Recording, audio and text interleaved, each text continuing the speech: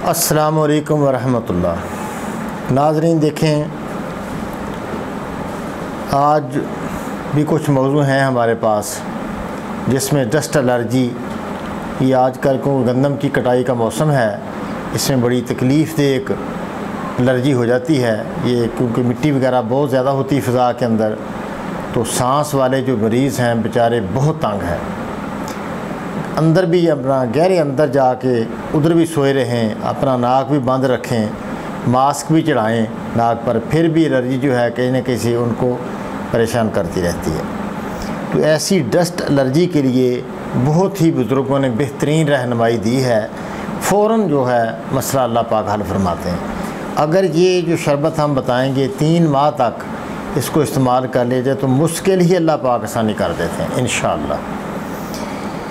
अच्छा, एक और बात है कि अभी 1 तारीख को हम 40 दिन के लिए अल्लाह के रास्ते में निकलने वाले हैं। तबलीगी जमात के साथ हम जाएंगे।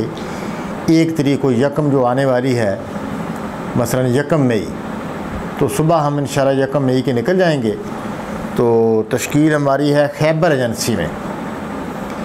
तो वहाँ जो है पहले पिछले साल कुर्म एजेंसी में हम गए थे, वहाँ भी सिग्नल नहीं थे, पूरा महीना सिग्नल नहीं आए। आखिरी दिन आखिरी मस्जिद में सिग्नल आए थे। तो अभी भी ख़तरा ही है कि उधर सिग्नल ना हो। तो बात करनी भी सारा दिन, देखो उधर अमाल होते हैं, बात करनी भी मुश्किल है। तो ये अपना अगर फ़ोन खोल सके हम तो 7 से 8 बजे तक इंशाल्लाह फिर भी खोलने की कोशिश करेंगे अगर सिग्नल हुए तो ज़्यादातर यानी ख़तरा है कि वहाँ सिग्नल नहीं होते। उन इलाकों में आबादी थोड़ी होती है, वो ऐसा होता ही नहीं वहाँ निज़ाम। तो इसके लिए पहले से हम माज़रत करते हैं कि रमज़ान मुबारक के 5-6 दिन के बाद हम दोबारा इंशाअल्लाह हाज़िर होंगे। तो अल्लाह पाक आप पर आसानियाँ करे, अल्लाह खैर करे। तो डस्ट एलर्जी पर जो नुस्खा हमारा है वो इस तरह है कि बरगे बांसा, बड़ी मशहूर चीज़ है बरगे बांसा, ये ले लें, अनाब ले लें, मुलट्ठी ले लें, हर चीज़ 50 ग्राम। कोट शीरी होता है, कस्ते शीरी भी इसको कहते हैं, कस्ते शीरी, तो अक्सर ये ज़बान में कोट शीरी इसको बोलते हैं। ये 100 ग्राम ले लें।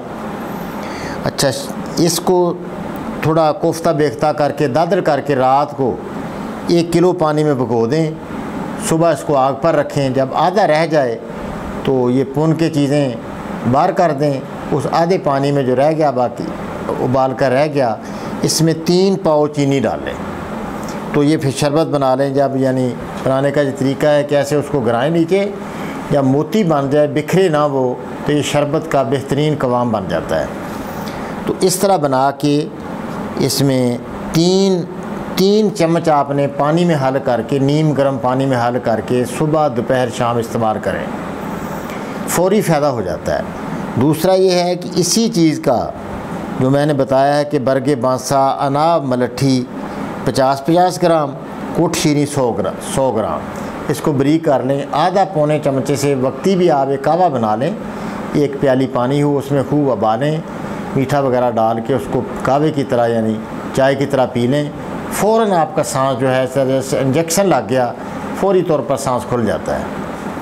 अच्छा, मजाजन ये नुस्खा गर्म और तर है। बंदा ऐसे मौसम में तुरस चीज़ों का इस्तेमाल कम करे। ये शिकंजवी है, अचार है, नींबू वाली, इस तरह की चीज़ें जिससे यानी घुटन हो जाए या तंगी हो या जमाव हो जाए बलगम के अंदर, तो वो चीज़ें तुरस चीज़ें जैसे पेप्सी, कोका कोला, इस तरह की जो बोतल वगैरह है, इससे आप बचा जाए। खट्टी लस्सी से भी बचा जाए, दही से, इन चीज़ों से अगर बचा जाए तो बेहतर है। तो अल्लाह पाक आसानी करे। और खाने में क्या खाएं? गर्म तर चीज़ें, ठीक है। ये बकरे का गोश्त बहुत अच्छा है, देसी मुर्गी का शोरबा ये बहुत अच्छा, ये बना के मूंगी की दाल जो है ये इस्तेमाल करें, बहुत बेहतर है। तो ये भी गर्म तर मजाज की ये चीज़ें। खरबूज़ा बहुत अच्छा है, खरबूज़ा खाया जाए, सांस खोलने की खरबूजे को ख़ास अहमियत है। तो ये अपना चीज़ें इस्तेमाल कीजिए। इसका मजाज, इस शरबत का मजाज भी गर्म तर है। वो पेंटागोन वाला मजाज तो मैं अक्सर बताता हूँ कि सेहत का फ़ैसला है, गर्मी तरी के अंदर सेहत का फ़ैसला है। जिक्र इसमें बेहतरीन हो जाता है। अल्लाह पाक आसानी फरमाते हैं। अस्सलामु अलैकुम व रहमतुल्लाह।